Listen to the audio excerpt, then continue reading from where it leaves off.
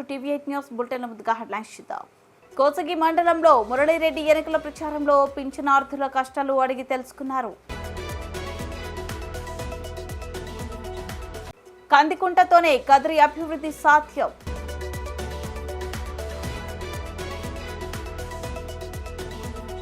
ఏలేశ్వరం మండలంలో జనసేన పార్టీ నియోజకవర్గ ఇన్ఛార్జ్ వరుపుల తమ్మయ్య బాబు ఎన్నికల ప్రచారం. మా పక్కన న్యాయం, ఆ పక్కన అధర్మం వైఎస్ షర్మిలారెడ్డి. సంక్షేమ పాలన జగన్ అన్నకే సాధ్యం మెట్టు విశ్వనాథ్ రెడ్డి. కర్నూలు జిల్లా మంత్రాలయం నియోజకవర్గం కొసకి మండలంలో ఎన్నికల ప్రచారంలో భాగంగా బాలనాగిరెడ్డి తరపున మురళీరెడ్డి ప్రచారం నిర్వహించారు. ఈ ప్రచారంలో భాగంగా పింఛనార్థులు కష్టాలు అడిగి తెలుసుకున్నారు. అలాగే జగన్ పరిపాలనలో ఇంటింటికి వచ్చిన పథకాలన్నింటినీ అమలు చేయడం గురించి చర్చించారు. ఈ సందర్భంగా ప్రజలు కూడా చంద్రబాబును మరియు టీడీపీ వర్గాలను విమర్శించారు. ఏనాడు ఏ దుస్థితి రాలేదు, ఇంత ఎండకు వచ్చి మేము పింఛన్ తీసుకున్న పరిస్థితి ఇన్నాళ్ళు రాలేదు, ఇప్పుడు చంద్రబాబు వల్లనే ఈ పరిస్థితి వచ్చిందని ప్రజలందరూ వాపోయారు. ఈ ఎన్నికలో జగన్ అమలు చేయబోయే పథకాల గురించి ప్రజలందరికీ మురళీరెడ్డి వివరించారు. ఈ ప్రచారంలో భాగంగా నాడిగేని నాగరాజు, లవకుశ, ఈరన్న, జగదీష్ తదితర కార్యకర్తలు పార్టీ నాయకులు పాల్గొన్నారు.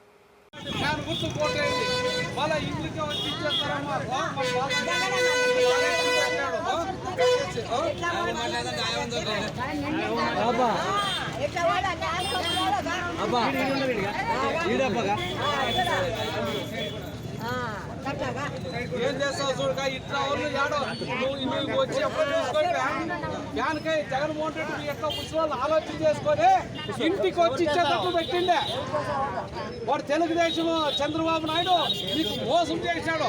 గుర్తు వచ్చేటప్పుడు పొద్దున ఇచ్చేయండి. చెప్పండి దానికే దయచేసి ఫ్యాన్ గుర్తు కోటేయండి. రేపు నెక్స్ట్ 1వ తారీఖు మీకు ఇంట్లోకి వచ్చి కౌంటింగ్ అయిపోతేనే మీకు ఆ పని చేస్తారు జగన్మోహన్ రెడ్డి. మన ఎమ్మెల్యే బాలనాగిరెడ్డి కూడా వాలంటీర్లు ఎవరు పెట్టినా మనం వాళ్ళే పెడతారు. మర్చిపోద్దండి, ఫ్యాన్ గుర్తు కోటేయండి. అందులో దయచేసి ఒక్కొక్కరు 2 ఒకటి ఎమ్మెల్యే ఒకటి ఎంపీకి. రైట్, మీరు అర్థం చేసుకోండి, మీరు అర్థం చేసుకోండి.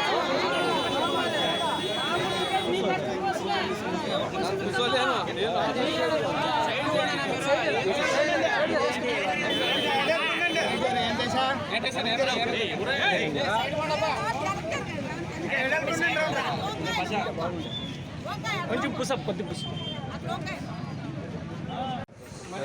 సభ్యులు మీ ఆశీర్వాదం బాలనాగిరెడ్డికి ఉండాలా. అక్క మర్చిపోతాక ఫ్యాన్ కూర్చోడు, చదువు కూర్చోడు ఫ్యాన్. నీ కొడుక్కి ఆరోగ్యం బాగలేదంటే కాదు, మన ఈయన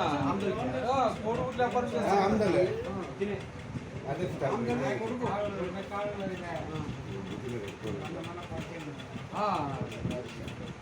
రెడీ మామా వస్తుమా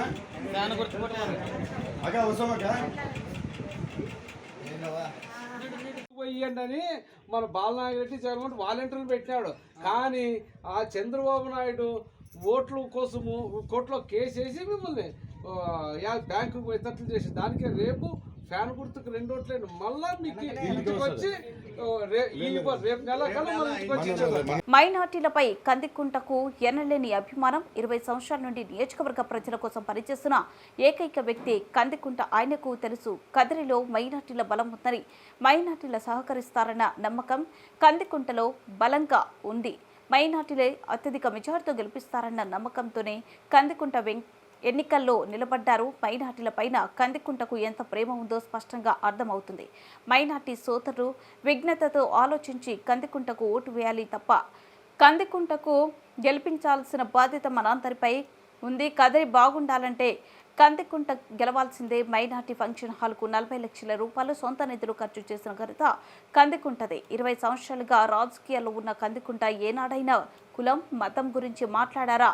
మానవత్వమే నా కులం అనే భావంతో ఉన్న కందికుంట నియోజకవర్గ ప్రజలను కుటుంబ సభ్యులుగా చూసుకుంటున్న కందికుంట కందికుంటతోనే కదిరి అభివృద్ధి సాధ్యం. నియోజకవర్గానికి ఏం చేయాలో స్పష్టంగా తెలుపుతున్న ఈ కందికుంట ప్రాంతమైన కందికుంటకు ఎనలేని అభిమానం ఉంది. ప్రజలను రెచ్చగొట్టే వ్యాఖ్యలు చేస్తున్న వారికి ఎన్నికల్లో గట్టిగా బుద్ధి చెప్పాలని నియోజకవర్గ ప్రజలారా ఆలోచించి కందికుంట వెంకటప్రసాద్కు ఓటు వేసి గెలిపించుకోవాలని చేతులు జోడించి వేడుకుంటున్నా. నమ్మకంతోనే మైనార్టీ బలం ఉన్న చోటనే ఆయన పోటీ చేస్తున్నారని చెప్తే ఆయనకు ఎంత ప్రేమ ఉండాలి, మైనార్టీ మీద ఆయనకు ఎంత ప్రేమ ఉండాలి. కాబట్టి మన నియోజకవర్గ ముస్లిం సోదర సోదరీమణులు కూడా నేను విజ్ఞప్తి చేస్తున్నాను. కందికుంట వెంకట ప్రసాద్ అన్న అనే ఒక వ్యక్తిని ఈరోజు మనం రాబో ఎన్నికలలో గెలిపించుకోకపోతే తప్పకుండా చెప్తున్నాను, రాసి పెట్టుకోండి, ఒక మంచి వ్యక్తిని కోల్పోతాము, ఒక మంచి వ్యక్తిని కోల్పోతాము. ఈరోజు మదనపల్లి రోడ్డులో మైనార్టీ ఫంక్షన్ హాల్ ఏదైతే ఉందో, ఒకప్పుడు ఆ ఫంక్షన్ హాలుకు గోడలు సగం గోడలు లేపి వదిలేశారు. అక్కడ వచ్చేసి ఎవరంటే వాళ్ళు అందులో లేనిపోని పనులు చాలామంది వచ్చేసి అక్కడ తాగడం, పడిపోవడం ఇలా జరుగుతూ ఉండేది. అలాంటి మైనార్టీ ఫంక్షన్ హాల్కి 40 లక్షల రూపాయలు తన సొంత డబ్బు పెట్టి ఈరోజు ప్రతి పేద ముస్లిం యువకులు అక్కడ పెళ్లి చేసుకుంటున్నారంటే ఆ ఘనత కందికుంట వెంకట ప్రసాద్ అన్నదే. 20 సంవత్సరాల నుంచి రాజకీయం చేస్తున్నారు కదిరిలో. ఎప్పుడన్నా కానీ కందికుంట వెంకట ప్రసాద్ అన్న అనే వ్యక్తి మతం గురించి ఎక్కడైనా మాట్లాడారా? కులం గురించి ఎక్కడైనా మాట్లాడారా? ఏమంటారంటే మానవత్వమే నా కులం, నేను మీలో ఒకడిని, మీరందరూ నాకు కావాలి అనే నినాదంతోనే ముందుకెళ్తున్నారు. ఈరోజు ఎక్కడికి వెళ్ళినా కూడా ప్రసాద్ అన్న ఒక్కటే మాట అంటున్నారు, అయ్యా ఈ కదిరి ప్రాంతానికి అభివృద్ధి చేసుకోవాలి, ఈ కదిరి నియోజకవర్గానికి మనం డెవలప్ చేసుకోవాలి అని చెప్పేసి ఆ నినాదంతోనే ముందుకెళ్తున్నారు తప్ప ఇతరుల మాదిరిగా మీకు టీడీపీకి ఓటేస్తే బీజేపీకి వేసినట్టే వాళ్ళు వస్తే ఆస్తులు లాక్కుంటారు, ఇవి లాక్కుంటారని ఎక్కడే కానీ ఇటువంటి మాటలు ప్రస్తావించలేదు. నాయకుడిని నైజం, నన్ను గెలిపిస్తే నేను ఈ విధంగా అభివృద్ధి చేస్తానని చెప్పేదే నాయకుడి నైజం. అది నాయకుడి లక్షణం. రాజకీయ నాయకులకి అందరికీ ఉండాల్సింది ఇదే. ప్రతి ఒక్క రాజకీయ నాయకుడు జనాల మధ్యలోకి వెళ్ళి ఏమనాలంటే, నన్ను గెలిపించండి, మన ఊర్లో ఏవే సమస్యలు ఉన్నాయో ఆ సమస్యలపైన నేను పోరాడతాను, లేదా మన ఊరికి ఈ విధంగా అభివృద్ధి చేస్తానని చెప్పాలి. అంత తప్ప మిగతా అవి బేకార్ మాటలు మాట్లాడి ఊరికే ప్రజలను రెచ్చగొట్టే వ్యాఖ్యలు అయితే ఎవరు చేయొద్దు. ఇంకొకటి ఏమంటే, ఉర్దూ యూనివర్సిటీ చంద్రబాబు నాయుడు గారు ఒక్కరే ఉర్దూ భాషను ప్రోత్సహించారు. అలాగే రాష్ట్రంలో ఉర్దూ యూనివర్సిటీని స్థాపించారు. టీడీపీతో అలయన్స్లో ఉండే మన కడపలో కూడా హజ్ హౌస్ను నిర్మించారు. జగన్మోహన్ రెడ్డి గారు అంటున్నారు, ముస్లింలకు నేను పెద్దపీట వేస్తాను. సార్వత్రిక ఎన్నికల్లో సమీపిస్తున్న వేళ ప్రతిపాడు నియోజకవర్గంలో ప్రధాన పార్టీల ప్రచారం మరింత జోరందుకుంది. ఇందులో భాగంగా కూటమి అభ్యర్థిని గెలిపించాలంటూ నియోజకవర్గం మండలంలోనే తిరుమాలి గ్రామంలో ఇంటింట ప్రచారం చేపట్టారు. కాకినాడ జిల్లా ప్రతిపాడు నియోజకవర్గం ఏలేశ్వరం మండలంలోని తిరుమాలి గ్రామంలో జనసేన పార్టీ నియోజకవర్గ ఇన్ఛార్జ్ వరపుల తమ్మయ్య బాబు ఎన్నికల ప్రచారంలో నిర్వహించారు. ప్రచారంలో భాగంగా ఆయన ప్రతి ఇంటికి వెళ్లి ప్రజా సమస్యలను అడిగి తెలుసుకున్నారు.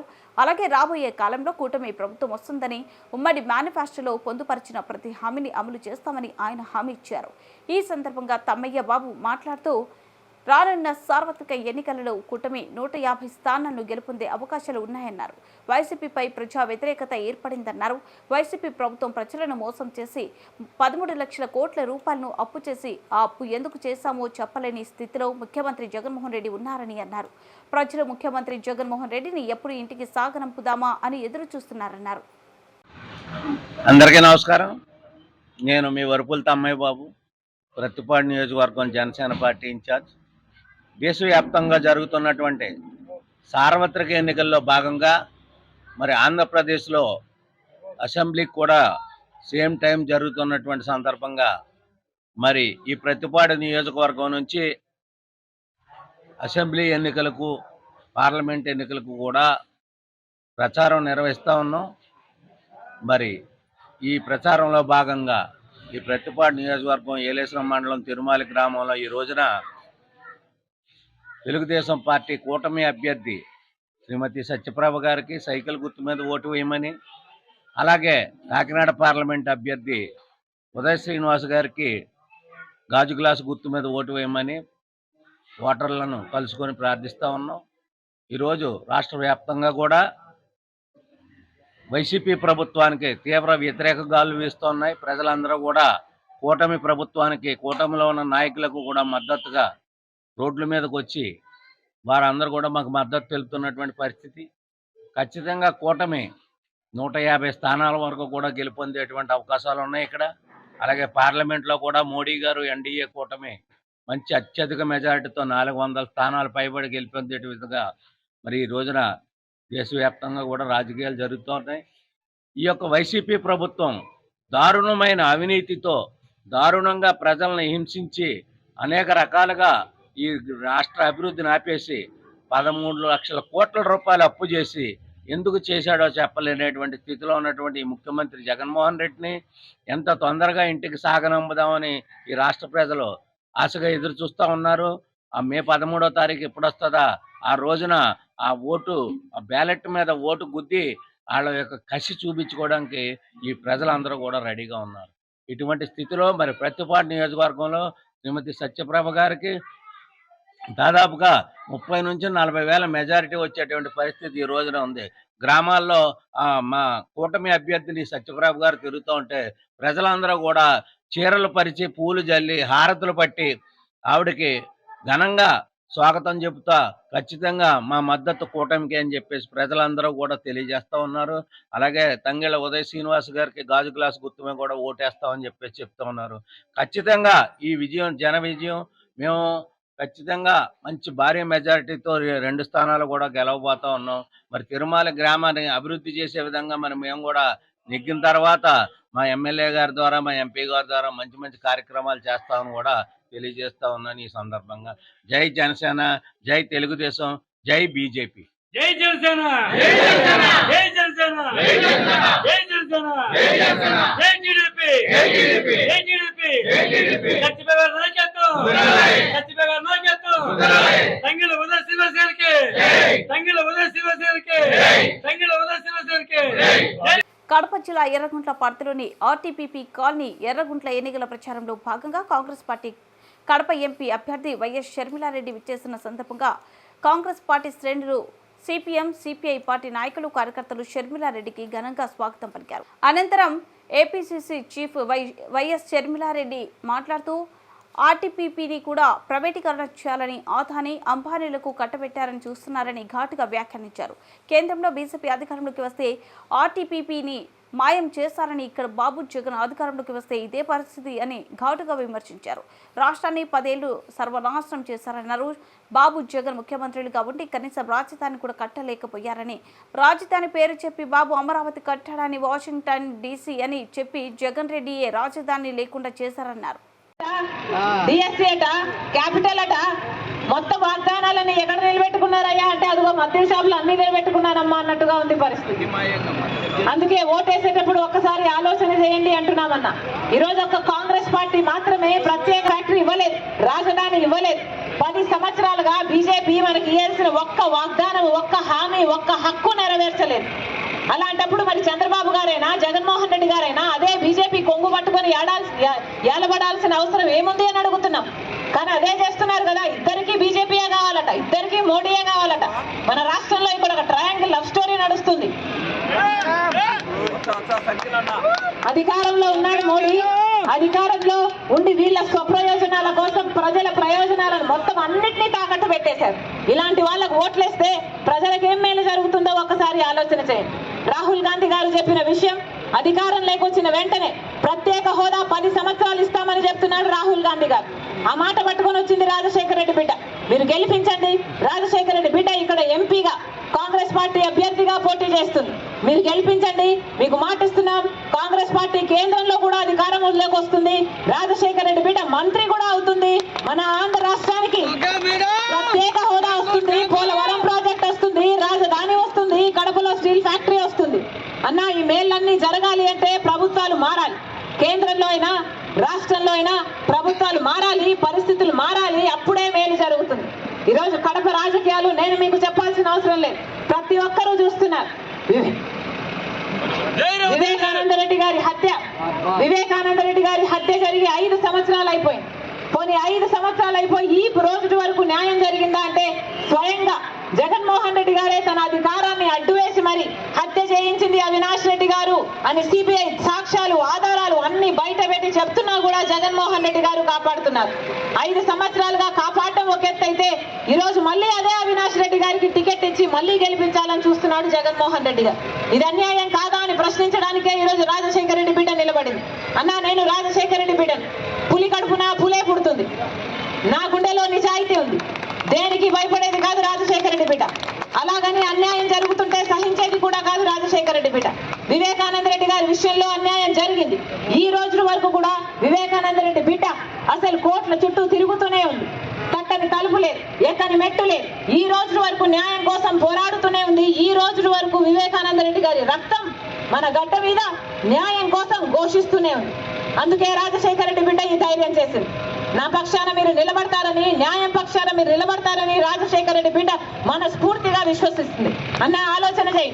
ఒక పక్క నేను ఉన్నాను, ఒక పక్క రాజశేఖర రెడ్డి బిడ్డ నిలబడింది, ఇంకో పక్క రాజశేఖర రెడ్డి గారి తమ్ముడు వివేకానంద రెడ్డి గారి హత్య చేయించారు అని సిబిఐ చెప్తున్న అవినాష్ రెడ్డి గారు నిలబడ్డారు. మీకు ఎంపీగా రాజశేఖర రెడ్డి బిడ్డ కావాలో లేకపోతే వివేకానంద రెడ్డి గారి తమ్ముడిని, రాజశేఖర రెడ్డి గారి తమ్ముని వివేకానంద రెడ్డి గారిని హత్య చేయించిన అవినాష్ రెడ్డి గారు కావాలో తెలుసుకునే సమయం వచ్చింది. ఒక పక్క నేను నిలబడ్డా, ఒక పక్క అవినాష్ రెడ్డి ఉన్నాడు. ఒక పక్క న్యాయం ఉంది, ఇంకో పక్క నేరం ఉంది. ఒక పక్క ధర్మం ఉంది, ఇంకో పక్క డబ్బు అధికారం ఉంది. మీరు ఏ పక్కో నిర్ణయించుకోవాలి. మనస్ఫూర్తిగా రాజశేఖర రెడ్డి బిడ్డ మీరు న్యాయం పక్కన నిలబడతారని ప్రతి అక్కను, ప్రతి చెల్లిని, ప్రతి అన్నను, ప్రతి తమ్మును పరిస్థితులు మారాలి అంటే మీరు ఒక నిర్ణయం తీసుకోవాలి. సమయం వచ్చింది కాబట్టి రాజశేఖర రెడ్డి బిడ్డ ప్రార్థిస్తుంది. ప్రతి ఒక్కరిని అమ్మ ఆలోచన చేసి ఓటు వేయండి.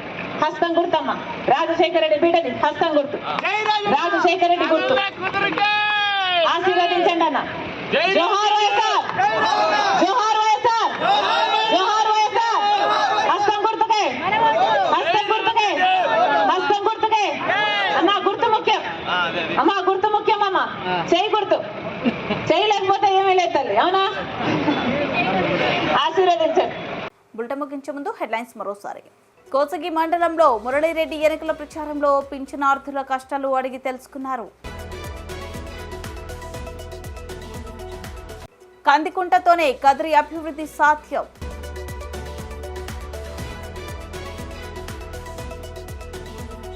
ఏలేశ్వరం మండలంలో జనసేన పార్టీ నియోజకవర్గ ఇన్ఛార్జ్ వరుపుల తమ్మయ్య బాబు ఎన్నికల ప్రచారం. మా పక్కన న్యాయం, ఆ పక్కన అధర్మం వైఎస్ షర్మిలారెడ్డి. సంక్షేమ పాలన జగన్ అన్నకే సాధ్యం మెట్టు విశ్వనాథ్ రెడ్డి.